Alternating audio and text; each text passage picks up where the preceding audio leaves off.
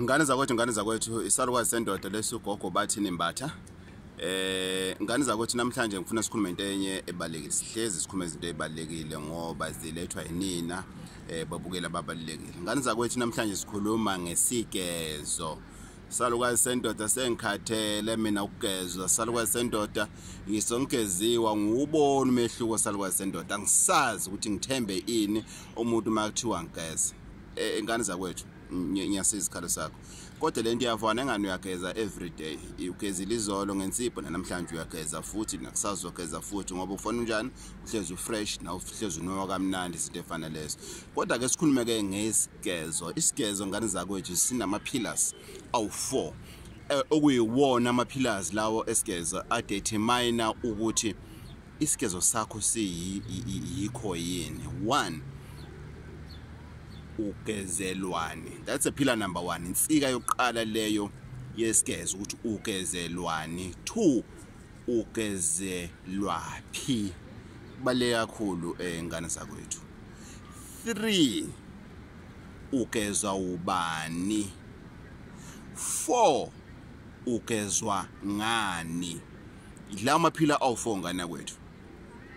Ugezelwani, ugezwa ngani, ugezelwaphi, izinto efana lezo. So ngane zakwethu namhlanje njengoba sikhuluma ngetopic ke yesigezo. Ngane zakwethu angeke ugeze umuntu oshonelwe yindoda noma oshonelwe inkosikazi the same way or with the same mithi ogeza ngayo umuntu onesichitho. Ngoba lo muntu lo akana sichitho umgeza umuntu ongasekho umethula umuntu ongasekho.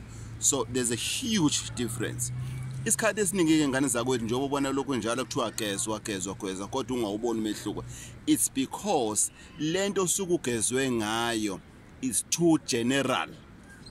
Imithi nje namhlanje bevela bathatha umuthi njenge yini nje lo muthi lona njena njengesiqungu. Umuntu avela athatha isiqungu asikaye ngeke usibone wena akubhunyele ngaso ugeze ngaso. Isiqunga sikhipha amathunzi amnyama in a general sense of things, not deep in terms of manje ukuthi kuzodileka manje na ngesimo sakho sempilo ukuthi wena inkinga yakho isekuthenini iyini ijule kangakanani futhi. Sidlule lapho ngane zakwethu.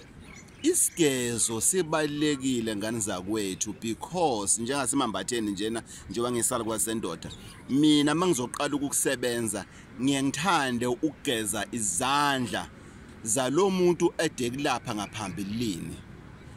Mina kuyistandard ngiyugeza kalula because sengiyazi ukuthi akukho okuaffectayo okungemuva engakwazi mhlambe usubuya lethi ngithi hayi yazi lana ngibona ukuthi bokufanele babe ngageza qala ini cha. Ugeza lokho kuqala kugezwa izandla nemithi lo muntu lona dekufaka whether he did well kuzoba well still, if he did bad kuzoba well. Suka sigeza lokho ngane zakwethu. So isigezo ngane zakwethu it's very important. That is your first start of getting healed by anyone. Isigezo sisusa amathunzi amnyama. Ingakho isigezo ungagezi ngaso kini usigezela la enyangeni noma kumelapho endabuko osuke ukuyena because imithi lena ekuthiwa imithi yesigodlo chaza ukuthi imithi engaphumi, imithi ofanele isebenzele lapho ama powers akhona ayancipha muzothatha lo muthi loyo uyogezela ekhaya. Zikhona igezo ngane zakwethu lapha inyanga yakunika khona ukuthi hamba uyogezela endaweni ethize, hamba uyogezela esidulwini, hamba uyogezela emfuleni ohambayo, hamba uyogezela olwandle, hamba uyogezela empompomeni. Zikhona lezo kodwa namhlanje sikhuluma ngesigezo sani sokususa amathunzi amnyama, sokususa izibopho, sokususa konke okubi okwenzakalayo kuphi empilweni yakho. Ngane zakwethu isigezo sibalekile kodwa kuya ngokuthi ugezelwani, ugezelwaphi, ugezwa nini, ugezwa ubani. Awumbi wandawonye ngane zakwethu.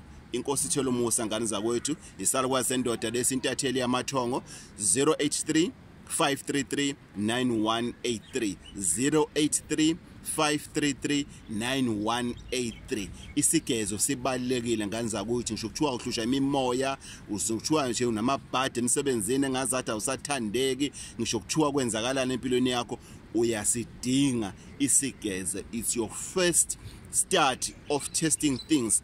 Ungayitholi usuthatha izinto ezinkulu ngaphezulu kwakho, isigezo uyasidinga. Ngisho kumina uthi ufike ekhaya noma uzolanda isigubhu noma uzokwenzani, uqala esigezweni ngoba ngifuna ukuthi ngandlalele yonke into engizobe ngiyifaka kuwena ukuthi iyandlaleleke ingene kuwena uhlambulukile.